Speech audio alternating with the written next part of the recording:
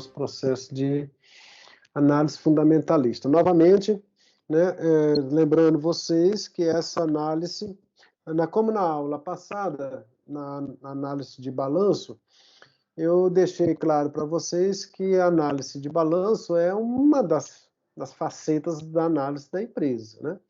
Então, a gente usa aquele primeiro momento, né, como sendo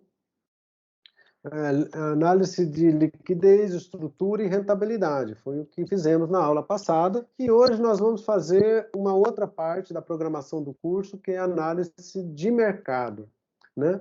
Ou o que a gente chama de índices de bolsas, né? Então, veja, no livro do Dante Matarazzo, eu vou destacar aqui a página 224 a 230, o capítulo 7. No índice contábil, né, a gente se preocupa com a linguagem que a empresa quer que a gente estude. Então, no índice de balanço, a gente está olhando a visão oficial da empresa, o balanço patrimonial e a demonstração de resultado que a empresa divulga, assinando que aquilo é verdade, assinando a veracidade daquele documento. Então, é tudo que a empresa tem a oferecer para os analistas de mercado, em tudo que foi divulgado pelo indicador contábil, né, de liquidez, de estrutura e de rentabilidade. Agora nós vamos fazer um contraponto com os índices de mercado, os índices de bolsa. Veja, pessoal, eu queria até deixar claro para vocês que existe uma teoria, na moderna teoria da carteira, que é a teoria do mercado eficiente, né? A gente vai partir da hipótese que o mercado é eficiente, certo? É uma hipótese pesada, mas na eficiência forte é possível que a gente não chegue a nenhuma conclusão. Mas existem graus de eficiências no mercado. A eficiência forte e a eficiência fraca, né? E a eficiência fraca, ela está relacionada a isso que nós vamos ver, ou seja, há uma probabilidade de que tudo o que acontece com o desempenho da empresa, ela já está precificado. Isso parte da teoria do mercado eficiente. Se isso for verdade, então os preços das ações já aguardam determinadas circunstâncias que estão acontecendo com a empresa. E aí, o que a gente tem que analisar enquanto assessor de investimento ou analista de mercado? Se aqueles preços têm alguma coisa a ver com os fundamentos que a empresa divulgou. Entende? Então, a gente tem que fazer exatamente essa diferenciação aí. E partindo da hipótese de mercado eficiente, aí fica mais fácil mesmo. Se alguém aqui já estudou finanças corporativas e finanças, mercado de capitais e financeiro, né? Acho que já passou por essa teoria do mercado eficiente, né? É a teoria de Fama, né? Eugênio Fama, que vem lá na década de 70, né? Até ganhou um prêmio Nobel em economia com essa teoria, e é quem dá respaldo à análise técnica, né? Quem dá maior respaldo à análise gráfica é exatamente a teoria do mercado eficiente. Mas a gente vai utilizar aqui a teoria do mercado eficiente para contrapor a análise de balanço, tá certo? Então, esse momento é fundamental vocês que estão querendo estudar mais a fundo, lembrar disso, né? De que a gente parte aqui de uma revolução da moderna teoria da carteira e que pressupõe essa possibilidade de mercado eficiente e os vários graus de eficiência de mercado, que isso é possível acontecer, né? Quando existe um mercado fracamente eficiente, então existe um espaço para a gente fazer a arbitragem. É por isso que nós investimos em ações. Porque se o mercado fosse fortemente eficiente, não teria espaço para a gente ganhar dinheiro. Todo mundo estaria empatado 0 a 0.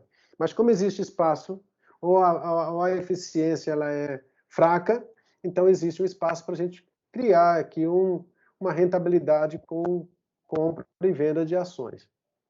Ok? Então essa é uma situação que a gente admite aí de partida.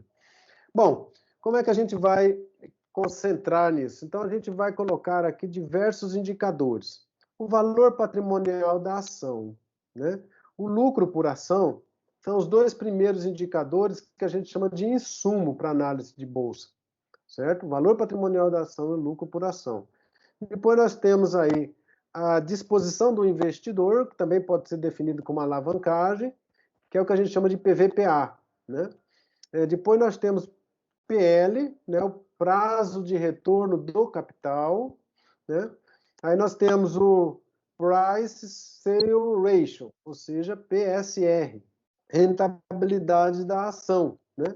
Que aí entra a questão de você estar verificando quanto você comprou e quanto você recuperou. E depois a rentabilidade dos dividendos, né? Dividendos e payout, distribuição de dividendos. Então, esses são os indicadores que nós vamos elencar para fazer a análise de bolsa, o índice de bolsa, né? Que vai completar o nosso ranking aí. Quais são as informações pertinentes, né? Veja, pessoal, aqui seria interessante para que vocês mergulhem nessas análises, façam a leitura do Estatuto da empresa. Porque lá no Estatuto da empresa vai estar definido que tipo de ação, como é que é a organização, ações ordinárias, ações preferenciais do tipo A, do tipo B, do tipo C, né? Quais são as ações, total de ações que existe naquela empresa, lucro líquido, ou seja, o documento aí mais importante da demonstração de resultado. O resultado que a gente precisa colocar na nossa matriz é o lucro líquido, né? Dividendos e juros sobre capital próprio pagos, né? Então, nós juntamos as duas para poder considerar isso como um bônus que é distribuído para o acionista. Então, a gente coloca tudo aí como dividendos, né? E o preço das ações ordinárias e preferenciais, de acordo com a disposição de gráfico que a gente vai analisar. Primeiro, peguem as informações que estão disponíveis lá na B3, né? Para depois a gente ir para as nossas plataformas, porque na B3 ela está bruta, a informação de preço, não está colocada aí as mudanças, as distorções que são feitas, ou mudanças que são feitas a partir do momento do pagamento de dividendos, ou algumas alterações. Então, vamos pegar os valores brutos primeiro. A gente já falou isso lá nas primeiras aulas, né, que existem lá diversas classificações de acordo com o estatuto, mas nós vamos concentrar mais nessas 3, 4 e 5. Né? Bom, primeira informação.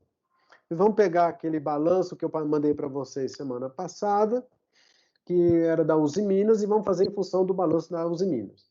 Tanto o balanço patrimonial como a demonstração de resultado. Depois vocês vão aplicar isso na empresa de vocês. O primeiro passo que a gente vai fazer vai ser esse valor patrimonial da ação. O que é isso? Né? Bom, a fórmula desse valor patrimonial da ação é quem? A divisão do patrimônio líquido pelo número de ações emitidas pela empresa. E aqui é que entra a importância de vocês pesquisarem lá na B3, ano a ano, qual é o número de ações que estão disponíveis para negociações, aquelas ações que estão, que chama de free float, né? Então, são as ações totais, né, que estão lá sendo negociadas. Então, pega lá o patrimônio líquido e divide pelo número de ações. É por isso que aqui a gente tem que padronizar. Se lá está em 1.000, então aqui eu tenho que estar em 1.000, porque se as ações estiverem em unidade, vai dar uma distorção aqui. Então, prestar atenção nisso na hora de coletar a informação do número de ações, para que a gente não viese esse valor, essa medida aqui de valor patrimonial da ação, ok? Então, o que significa isso, né? O que indica esse valor patrimonial da ação?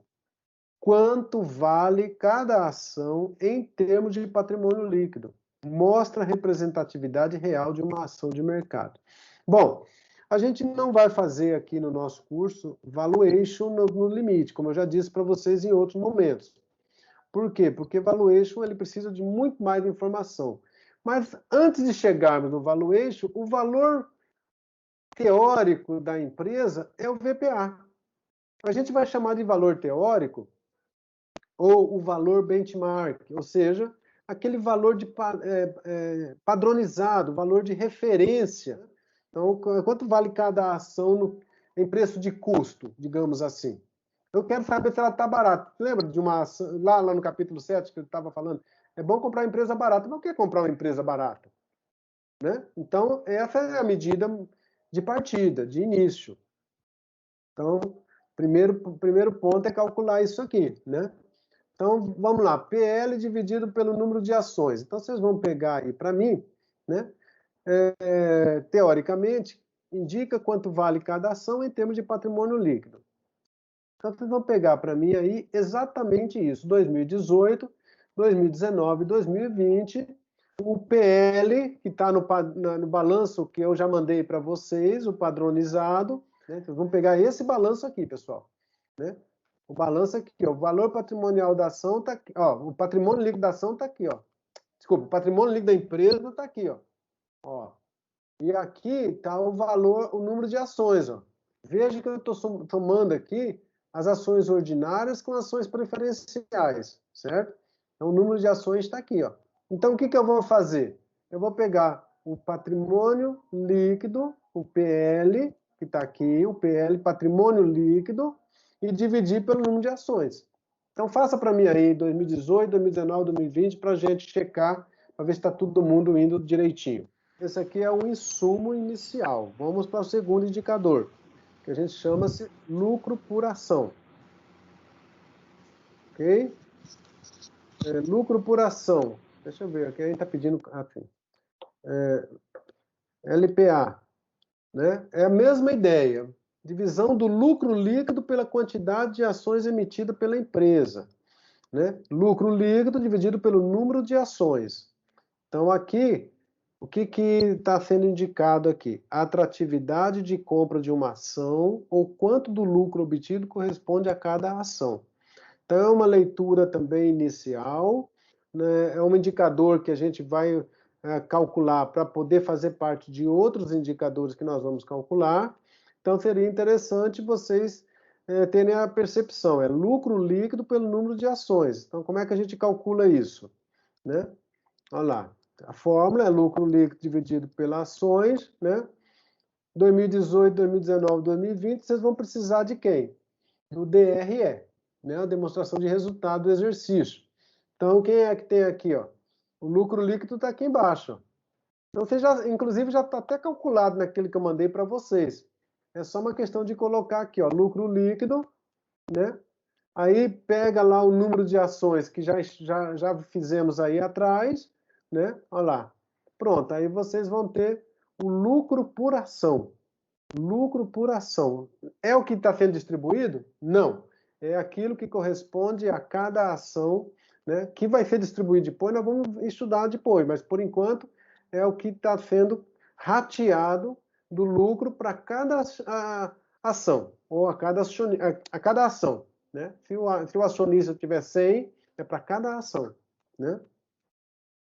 Então, aqui daria, veja aí se vocês conseguiram entender isso aí. Está aqui embaixo, ó, 0,66, 0,30, 1,03, que é exatamente isso aqui dividido por esse aqui, certo? Esse aqui dividido por isso aqui. Então, novamente, dá uma examinada aí a trajetória, né? E depois, no momento que a gente estiver comparando com empresas do mesmo setor, a gente vai dar uma examinada quem é que está tendo mais eficiência. Lembre-se do capítulo 7 do Benjamin Graham, né? Ele fala muito sobre o lucro por ação, né? O LPA. Inclusive, tem um capítulo aí que nós vamos tratar mais adiante, que ele fala só a dinâmica do lucro por ação, né? Que a gente... Olha, aqui no capítulo 12, considerações sobre os lucros por ação. Então, é uma preocupação nossa em estar identificando isso dentro da análise de mercado, centrado no preço, pessoal. Agora vocês vão ter uma rodada que vai estar mais relacionada à análise da dinâmica dos preços, certo? Primeiro, é o que a gente chama de PVPA, disposição do investidor, né? Então, veja que nós temos aqui representa um dos indicadores comparativos entre o valor de mercado e o valor contábil de uma ação, uma espécie de alavancagem, né? Então, qual que é a lógica? Preço da ação dividido pelo valor patrimonial da ação. Como eu disse agora, há uns minutos atrás, o valor patrimonial da ação é o preço de custo, certo? Então, é quanto que custa aquela ação pela ótica da empresa. E o preço da ação é o preço que está sendo negociado na bolsa, lá na frente, lá no mercado. Então, a gente tem aí para verificar um indicador, lembre lá de uma das estratégias que ele coloca para o investidor inteligente de forma positiva, né? É verificar se a ação está barata. Esse aqui é o principal indicador para verificar se a ação está barata. Quanto o investimento feito a preço de custo, que é o VPA, está valorizado no mercado de ações. Então, se o mercado de ações respeita a teoria do mercado eficiente, então grande parte das ações feitas pela empresa internamente já está precificado no mercado e eu posso estar chegando tarde, né? Então olhar se você está chegando tarde é uma boa ideia, porque você pode estar querendo comprar uma ação no topo. E isso é o pior dos pecados para quem vai fazer parte dessa análise, né? Então aqui a gente poderia estar identificando aí qual é a dinâmica de preço no mercado de ações e qual é o preço de custo. E daí eu vou ter uma ideia de como que a gente está se comportando. Só para voltar aqui, intuição. A ação está superavaliada ou subavaliada, ou seja, se o preço no mercado está muito acima do valor patrimonial ou se o preço de mercado está muito abaixo do valor patrimonial. Qual é a intuição? A intuição é, se o preço no mercado estiver abaixo do valor patrimonial, o que a gente espera é que o preço volte para o valor patrimonial. Ou seja, é aquele primeiro caso do capítulo 7 lá, que estava dizendo o quê? A empresa pode estar descontada por um fato circunstancial. Então, a gente pode estar analisando o PVPA e olhando que aquela empresa ela está barata nesse momento por alguma coisa que está acontecendo ali, mas ela tem o potencial de voltar para o valor patrimonial da ação, o que já dá um upside bom, né? Entre o preço que está rolando no mercado e o valor patrimonial, pode estar dando um upside de sucesso aí para vocês, de retorno bom. Então, veja bem lá, né? O preço pelo valor patrimonial da ação. Quanto a empresa está alavancada pelo mercado de ações. Por isso que a gente chama também de indicador de alavancagem, né? Então, veja lá o que é que nós temos, né? Vocês coletaram o preço, certo? O preço, de certa forma, a gente vai usar aqui, se a empresa tem ações ordinárias e ações preferenciais, eu vou usar um preço médio, certo? Óbvio que nem todas são assim, a grande maioria é só ações ordinárias. O preço médio está sendo calculado assim, ó, eu pego o preço da ação ordinária, né, que está 11,21, eu pego o preço da ação preferencial, que está 8,98, multiplico esse por esse, e somo a multiplicação também disso aqui por esse, e divido pelo número total, aí dá um preço médio, certo? 10,24. Então, 10,24, ela é uma média entre 11,21, média ponderada, né? 11,21 e 8,98, ó. 9,79 multiplica pelo 705, 9,42 multiplica por 547, soma e divide por 1,253 aqui, que vai dar o preço médio aí. Então, isso aqui é quando a gente está fazendo uma primeira análise, uma primeira interpretação, porque a ação ordinária e preferencial constitui a mesma empresa. Então, eu estou fazendo uma média ponderada na mesma empresa, né? E vou calcular aqui o valor patrimonial da empresa aqui, ó, né? O valor patrimonial, vou pegar o total da empresa, independente se é ordinário ou preferencial, mas eu estou pegando o total da empresa. Então, o ponto de partida aqui é um preço médio da ação. A grande maioria das empresas que vocês estão analisando só tem a ordinária, certo? Não tem. Então, é a grande maioria. Mas quando tiver duas, é assim que a gente faz esse preço médio. Então, como é que a gente faz? A gente pega o preço médio aqui, ó, 10,24, 9,63 e 15,22, e é por isso que está padronizado para vocês, por isso que está checado para vocês fazerem essa continha direitinho. O valor patrimonial da ação, a gente já calculou, lembra que foi o primeiro que nós calculamos? Né? 12,53, 12,42, 13,44. Então, agora é só calcular o PVPA. Né? E quando o Benjamin Graham está falando lá, que é para vocês analisarem se está barato ou caro, então ele está levando vocês para esse tal de PVPA, né? Ali, quando vocês estiverem lendo, quem não leu ainda, né? Quando ele estiver lá na página 205, ele está falando, ó, o investidor empreendedor deve comprá-las apenas quando forem uma subvalorização, a qual definimos como preços não superiores a 2/3 do valor avaliado nos valores imobiliários. Então, aqui a gente já define uma regra de conduta com base no Benjamin Graham. Calculem para mim aí, para ver quanto é que dá. Se alguém já calculou, me avise. Né? Veja só que interpretação fácil e rápida da gente olhar esse indicador para a nossa composição de carteira. PVPA é um indicador de partida, de primeira, de entrada, para a gente poder começar a nossa análise. Tudo bem? Então, ó, esse aqui é um indicador também muito importante. PL. Né? Representa um dos indicadores mais populares no mercado de ações. Revela uma estimativa de tempo teórico comparativo, ou prazo, entre as ações. Né? Então, veja a fórmula. Preço da ação dividido pelo lucro por ação. Lembra que a gente tinha calculado o lucro por ação lá atrás? Peguei o lucro dividido pelo número de acionistas? Então, agora, o número de ações, desculpa. Aí, o que eu tenho agora? Eu pego o preço e olho pelo lucro por ação. Isso aqui me dá uma espécie que a gente chama de número de períodos que o acionista deve esperar para recuperar o investimento efetuado na compra de uma ação. É o que a gente chama em análise de viabilidade de projeto econômico, o que a gente chama de payback, né? É o prazo de recuperação do investimento. Mas aqui a gente chama payback da ação. É o prazo de recuperação da ação. Eu paguei o preço, quanto tempo que eu vou demorar para poder recuperar o preço que eu paguei. Só isso. Né? Então, esse é um indicador que serve para vocês compararem as diversas empresas. Não serve para vocês tomarem decisões do tipo assim, eu vou comprar agora e levo 3 anos para recuperar. Mas é um indicador de rastreamento, ou seja, um indicador de dinâmica de preço e o que a empresa está entregando. Eu gosto muito desse indicador, comparo muitas minhas empresas com relação ao PL, né? É simplesmente quanto tempo o preço a ser pago, né, por uma ação poderá ser devolvido ao investidor, né, sob a forma de lucro.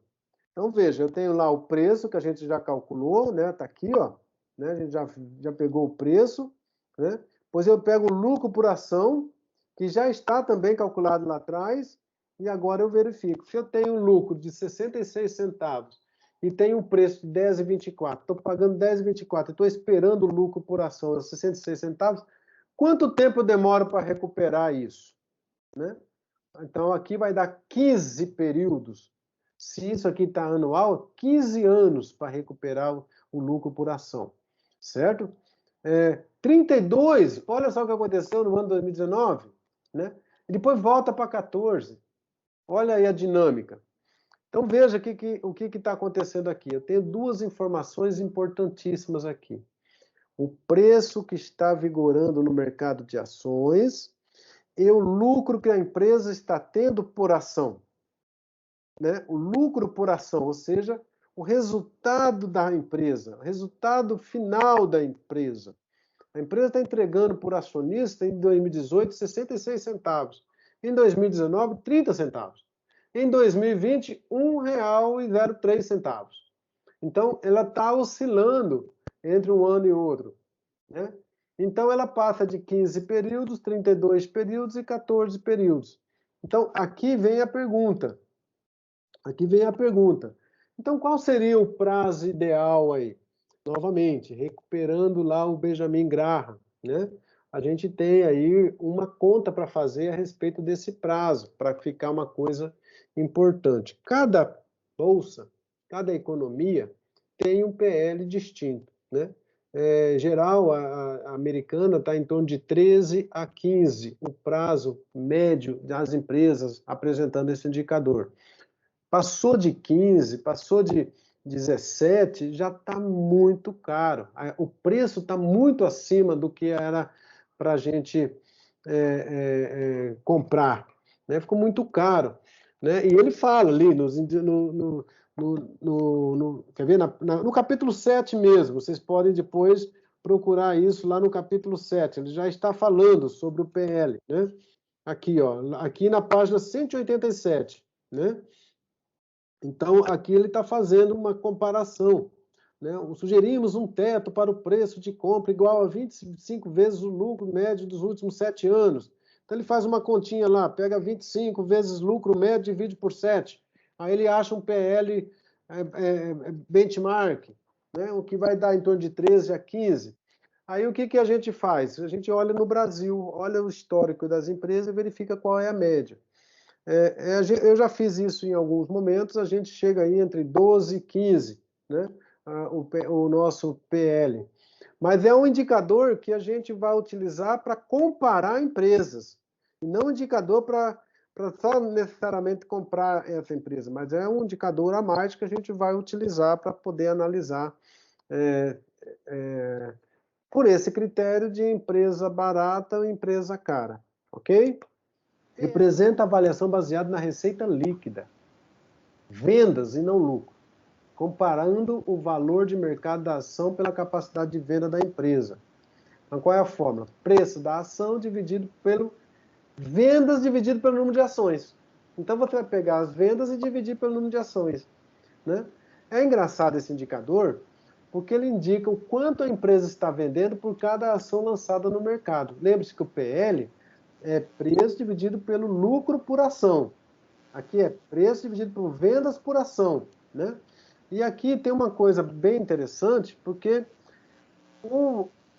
os principais participantes do mercado, sobretudo o Warren Buffett, ele diz exatamente a comparação entre o PSR e o PL, que já é uma espécie de valuation.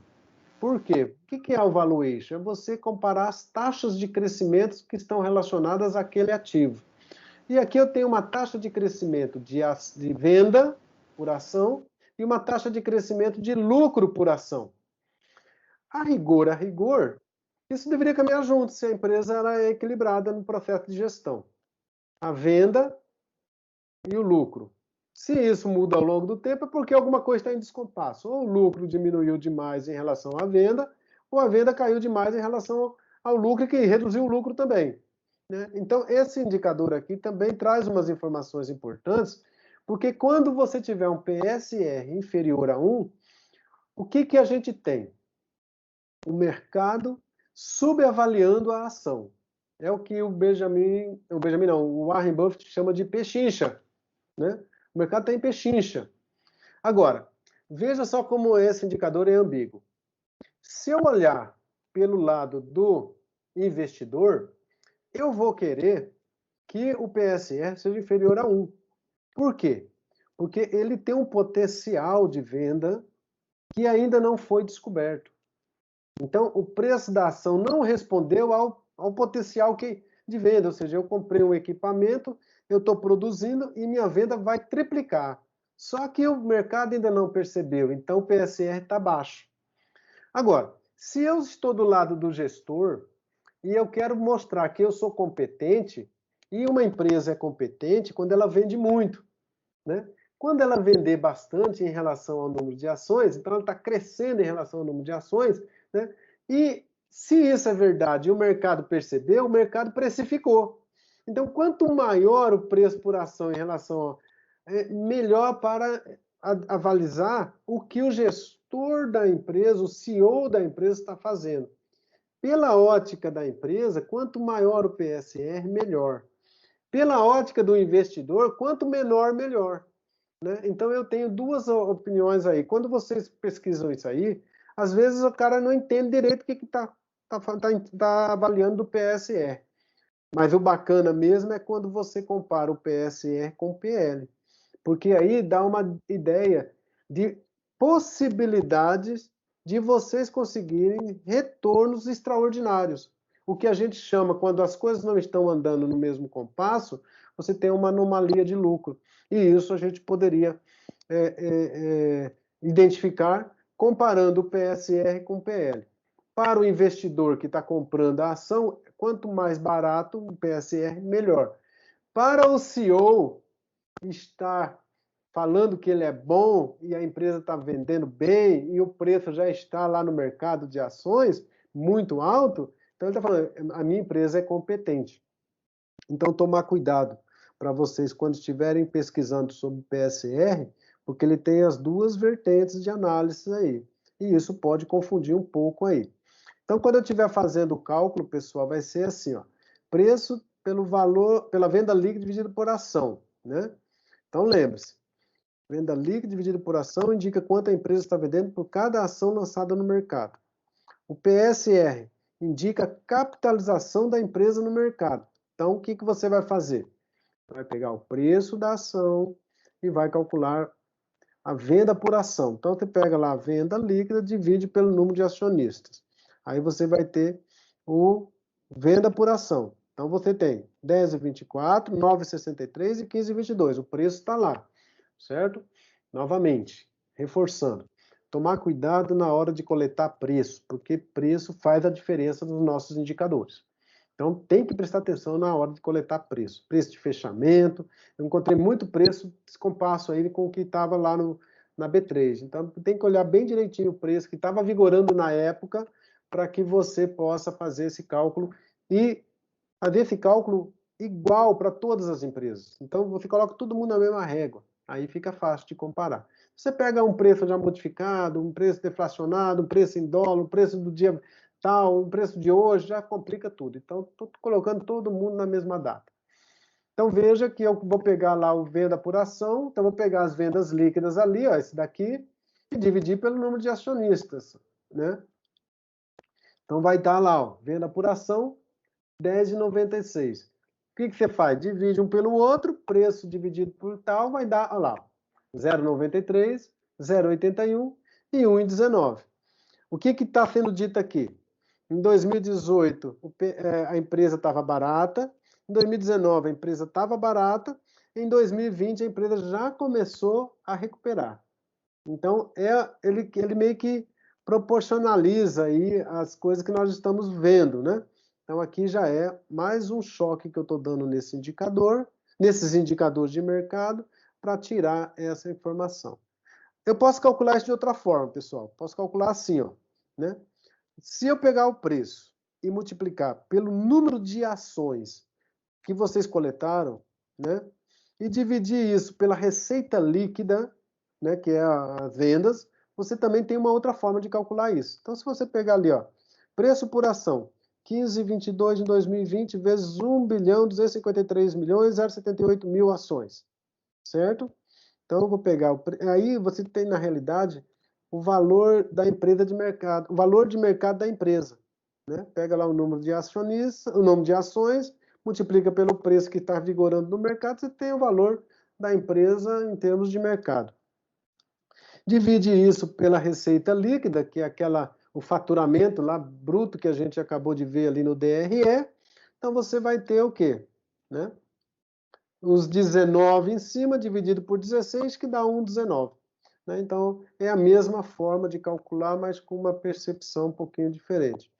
Então, esse PSR é um indicador interessante, é um indicador importante, mostra o momento da empresa. Se existe potencial de venda, com certeza o PSR estiver muito abaixo, ele vai vender mais e vai trazer um retorno aí para o acionista.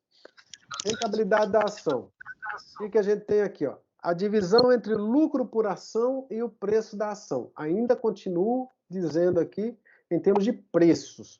Então, veja que eu estou analisando a dinâmica de preços aqui, né? Por isso que preço é importante, pessoal. Aqui é o inverso do PL, né? Por quê? O PL era preço por ação dividido pelo lucro por ação. Era o prazo. Aqui eu estou fazendo a proporção do lucro em relação ao preço da ação, né? Multiplicado por 100, eu vou ter uma rentabilidade da ação. Quanto o acionista teve de ganho anual para cada 100 investido na aquisição de ações, né? Então, aí é um indicador que pode servir de base para comparação com outras alternativas de investimento de mercado. É também um indicador importante, interessante e vale a pena a gente mergulhar nele, né? Então, veja lá, a rentabilidade da ação, vocês vão fazer o quê? Lucro por ação dividido pelo preço. É o inverso do PL, novamente, pessoal. né? Então, você vai pegar o lucro por ação, 66 centavos por ação, 30 centavos por ação, 1,03 por ação, pegar o preço e vocês vão achar quanto que 66 é em proporção aos 10,24, né? Então tem aí 6,46%, né? 30 centavos em relação a 9,63, 3,12%. 1,03 em relação a 15,22, então 6,77.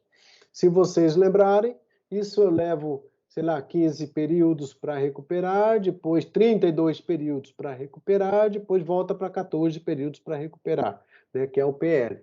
Agora, quanto que é o percentual dessa rentabilidade para a ação? 66 centavos em relação a 10,24 dá 6%. Então, estou tendo... não é o que está sendo distribuído, é o lucro que a empresa está gerando por ação, certo? Então, essa é a ideia aí. Dividendo por ação. Vou pegar aquela soma total que a gente fez lá atrás, ó, resulta da divisão entre o valor dos dividendos distribuídos, mais os juros sobre o capital próprio e o número de ações emitidas pela empresa, né? Lembra que eu pedi para vocês coletarem lá, juros sobre capital próprio e dividendos, soma tudo, vai ter aí o dividendos pagos, né? Dividido pelo número de ações, então indica quanto cada ação rende em termos de dividendos para cada acionista da empresa, né? Então, como é que eu vou fazer isso? Lembrando que quanto maior, melhor. Nós não queremos sempre mais. Então, vou pegar lá dividendos, que já está lá no meu balanço patrimonial padronizado, né? E vou, olha aquele aqui, ó, dividendos aqui, ó, certo? É por isso que aqui também, depois, quando a gente tiver mais mergulhado na análise, a gente vai olhar a mutação do patrimônio líquido, né? Que a gente precisa ir lá e entender um pouquinho melhor, porque às vezes os dividendos estão numa conta, depois ele tem dividendos aprovados para pagamento do ano passado, pagar esse ano. Tem uma série de coisas que a gente precisa fazer. Aqui eu não vou entrar nesse detalhe ainda, porque eu estou levantando os números. Mas é preciso a gente ter muito cuidado na hora de calcular pesquisar o dividendo. E se você colocar ele negativo aqui, ele vai ficar esquisito, né? Então, tem que colocar ele positivo aqui, dividir pelo número de ações, né? Olha lá, 264, 120, 331, que foi o total distribuído de dividendos e juros sobre capital próprio pela Uzi Minas nesses últimos 3 anos. O número de acionistas, 1.253, né? 1.253, 1.253.